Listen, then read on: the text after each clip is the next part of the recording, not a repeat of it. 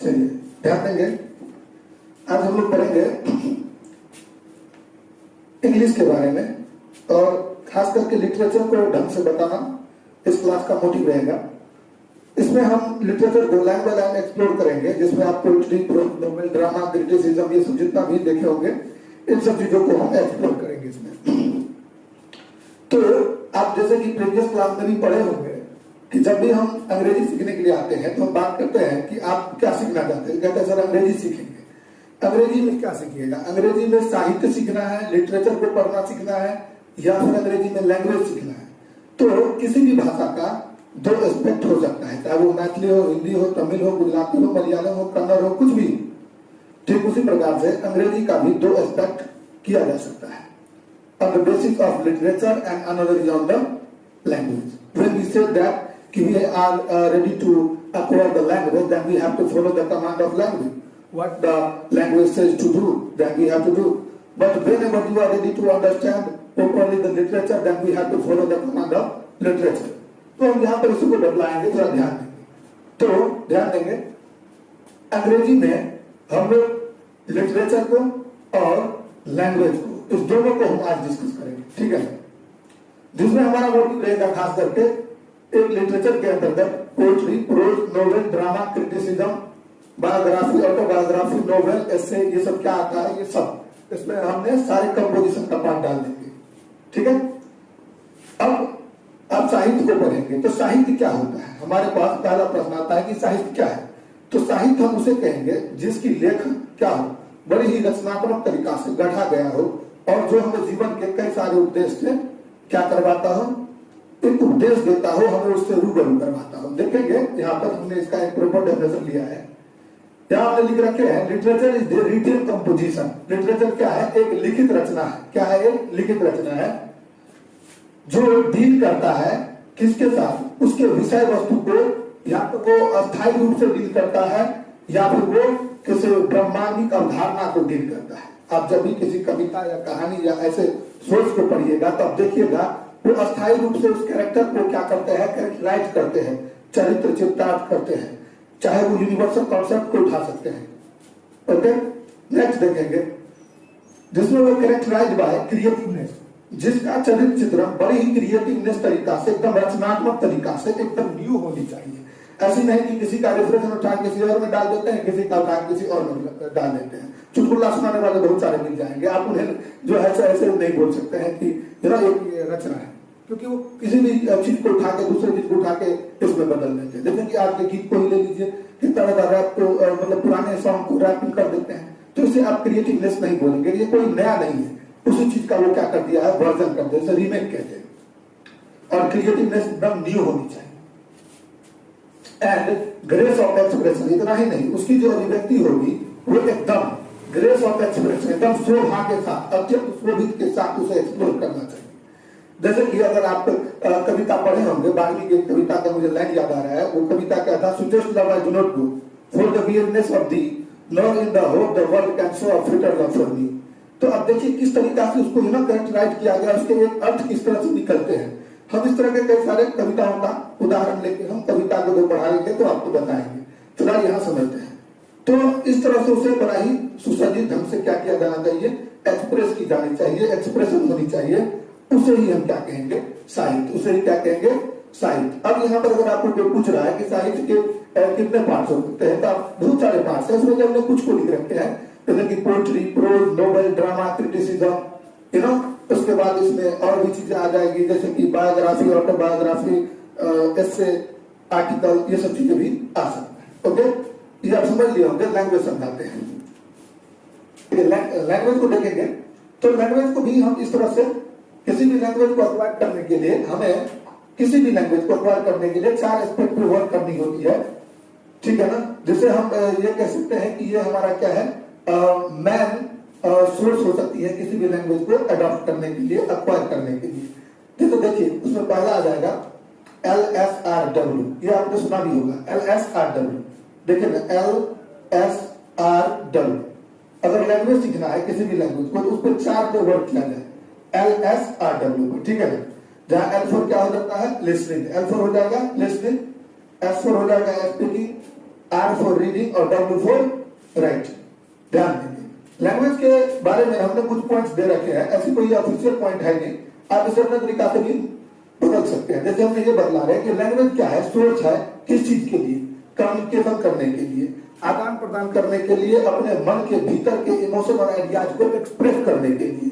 ठीक है, आगे देखेंगे, आपने सुना होगा कि जो जानवर होते हैं वो भी अपनी इमोशन और आइडियाज को क्या करते हैं, बयां करते हैं। ठीक है ना, it is also a language, but ये लैंग्वेज ऐसा लैंग्वेज है जैसे हम बोलते हैं। इस तरह से लैंग्वेज हैज 4 बेसिक सोर्सेज। हम ये कह सकते हैं कि लैंग्वेज का 4 बेसिक सोर्सेज है, या फिर ये कह दीजिए कि if you want to acquire the language, then you have to follow the 4 basic instructions या 4 basic skills, which is the as following: listening, speaking, reading और writing। आपको सीखने के लिए भाषा, किसी भी भाषा को सीखने के लिए सबसे पहले आप क्या करें, खूब ज्यादा मात्रा में सुने। लिसनिंग करें, क्या करेंगे, खूब ज्यादा सुनेंगे। फिर लिसनिंग के बाद आप क्या करेंगे, स्पोकन करेंगे। जैसे धीरे धीरे सुनेंगे आप बोलना शुरुआत कर देंगे। उसके बाद रीडिंग और राइटिंग, ये जो 2 एस्पेक्ट है, खास करके ये दोनों किसमें आ जाएगा, जब हम लिटरेचर को पढ़ेंगे तब।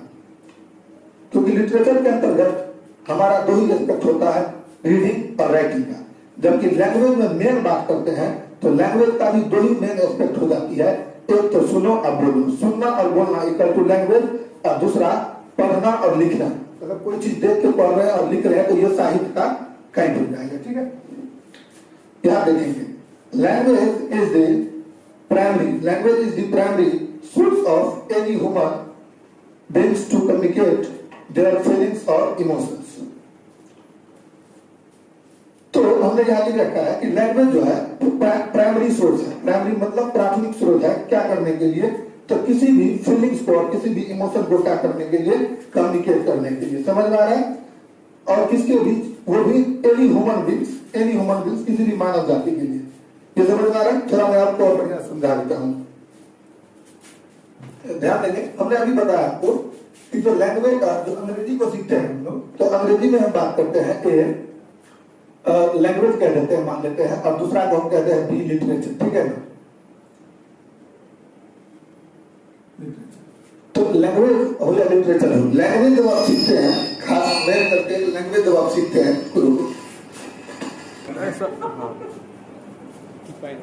तो लैंग्वेज को सीखने के लिए हम लोग 2 एस्पेक्ट पे वर्क करेंगे। एक तो मैंने अभी आपको बताया कि आप क्या करिए, बहुत ज्यादा मात्रा में हेलो एक क्या होता है, एक क्या करेंगे, एक हो जाएगा लिसनिंग और एक हो जाएगा स्पीकिंग। देखिए भाषा को सीखने के लिए ना बहुत ज्यादा मात्रा में सुनना होता है।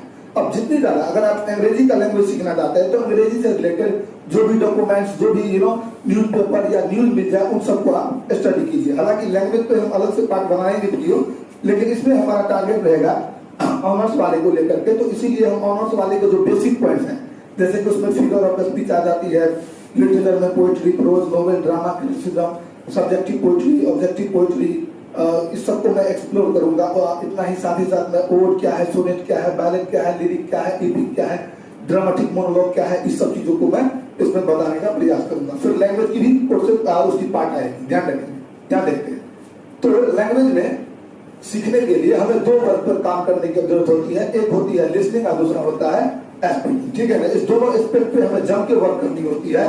इस पर जितना ज्यादा मात्रा में वर्क करेंगे उतना ही बढ़िया आपका क्या हो जाएगा, लैंग्वेज हो जाएगा। ठीक है, तो अगर ये 2 को इधर डिवाइड कर देता है लैंग्वेज, तो बचता कितना है, 2 इसमें बचता है। जबकि आप लैंग्वेज को ओवरऑल बात करेंगे तो 4 ही एस्पेक्ट होंगे, LSRW सब एक साथ आ जाएंगे। लेकिन अगर लैंग्वेज में सिर्फ अगर 2 को अलग अलग किया जाए तो खास करके लिसनिंग और स्पीकिंग का अधिकतर वर्क आ जाएगा लैंग्वेज में, और रीडिंग और राइटिंग का अधिकतर वर्क आ जाएगा किसमें, लिटरेचर में। समझ रहे हैं, ओके, चलिए ध्यान देंगे। तो पोइट्री में समझते हैं, पोइट्री किसे कहेंगे, जो अंग्रेजी साहित्य के महानतम साहित्यकार है, उनका कुछ डेफिनेशन इस प्रकार है, देखते हैं। मैथ्यू अर्नल्ड जी क्या कहते हैं कविता के बारे में, चलिए देखिए। ये कह रहा है, poetry is the criticism of life. कह रहे कविता वो है जब हम क्या करते हैं, किसी भी मानव के जीवन की आलोचना करते हैं। कहने का मतलब मानव के जीवन का आलोचना करना ही क्या है, कविता है। ये समझ में आ रहा होगा। नेक्स्ट देखेंगे the best word. The best word का मतलब ऐसे वर्ड जो एकदम बेस्ट हो, ठीक है ना। The best word is in the best order. तो the best word is in the best order is called poetry. ये न्यू क्लासिकल एज के जो कवि थे उन लोगों का मानना था कि अच्छे से अच्छे शब्दों को अच्छे क्रम में सजाना ही क्या कहलाएगा, कविता कहलाएगा। जबकि आप विलियम वर्ड्सवर्थ जी की कविता को देखेंगे और उनके डेफिनेशन को देखेंगे कि वो कविता के बारे में क्या कहते हैं, तो और भी अच्छा से समझ पाएंगे। देखिए इनका मानना है पोएट्री इज स्पॉन्टेनियस ओवरफ्लो। ये कह रहे हैं जो कविता है वो स्पॉन्टेनियस होती है। स्पॉन्टेनियस का मतलब स्वतः। तो स्वतः कब होगी, जब वो ओवरफ्लो करेगा। ओवरफ्लो किस चीज का करेगा, तो आपके भीतर, आपके हृदय के भीतर, आपके मस्तिष्क के भीतर ऐसे शब्द, ऐसे विचार, emotion, ideas, feeling etcetera etcetera, इन सारी चीजों की क्या होनी चाहिए, विकास होनी चाहिए। और जब इसे आप क्या करेंगे, तन्हाई में इन सबको एक जगह एकत्रित करेंगे, और जब इन सबको एक जगह एकत्रित कर देंगे तो वो पावरफुल फीलिंग क्या बन जाएगा, कविता बन जाएगा। तो ये इसके बारे में कहते हैं poetry is spontaneous overflow of powerful feeling recollected in tranquillity is called poetry. जबकि एक और यहाँ पर हम देखते हैं एडगर एलन जी का, तो ये क्या कहते हैं, the rhyming arrangement of words या कह दीजिए ब्यूटी। क्योंकि जब ये वर्ड्स को हम एक बढ़िया तरह से राइमिंग में सजाते हैं तो वो ब्यूटी हो जाता है, सुंदर हो जाता है।